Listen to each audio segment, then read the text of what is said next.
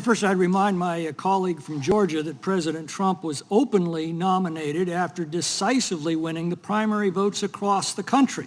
That's in open contrast to the Democratic nominee, who has decreed the nominee of her party in spite of the fact she did not receive a single primary vote. So I would be a little careful if I were him about talking about coronations. I do agree with my Democratic colleagues that we need to be on guard against suppression of free speech, whether it's coming from the left or the right.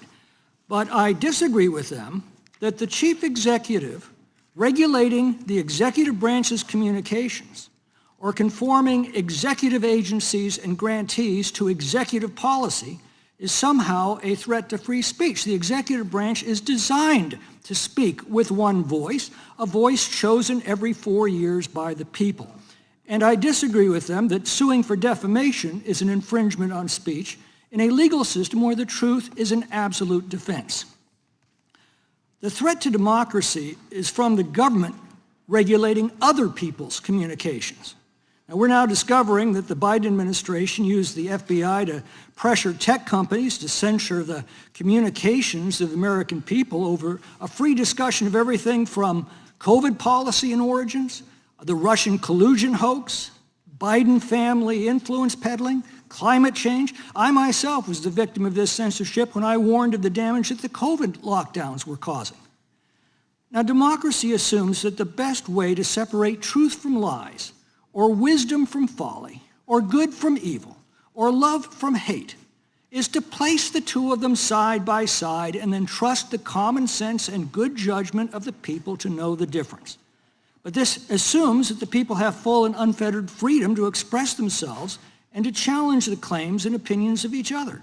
Now, some of our colleagues seem to be suggesting that we should transfer that prerogative from the people to the government.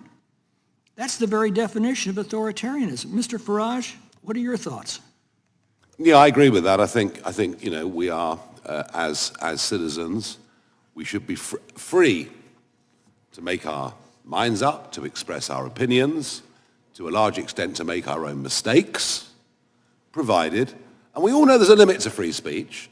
The professor talked about incitement earlier, and of course, we would be absolutely joined together on that. We don't want incitement. We don't accept incitement, and if people put out something irrational or insightful, but very quickly put their hands up and apologize and learn their lesson, that's kind of how the world is. I do not want government to be the arbiter of what I should think. We have a word for that. It's demos kratis. Rule by the people. So yes, democracy. I'm with you on that. I also agree with you that COVID, I touched on this earlier, it was during COVID when rational debate about many important issues, be it mask wearing, be it lockdowns, rational debate on these things was frankly stamped out, and this was supported by big social media companies, many, not GB News obviously, but many TV stations, etc. It's a very dark period that we're coming out of. In this country, what we're discovering is that was being done under pressure by the FBI, directed by the executive branch of the government under Joe Biden. But just briefly, how did this happen to the UK and the EU, and what lessons should we be drawing here today? Well, we joined the EU half a century ago, or the EEC as it was then called. It was a huge mistake, in my opinion.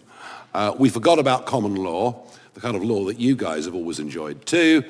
We sort of gradually transferred to a European way of thinking. We incorporated a Human Rights Act, which kind of meant really that, as opposed to being born free, under a human rights regime, the state gives you your rights, for which you're supposed to be incredibly grateful, but they can take them away whenever they like. So we lost our bearings.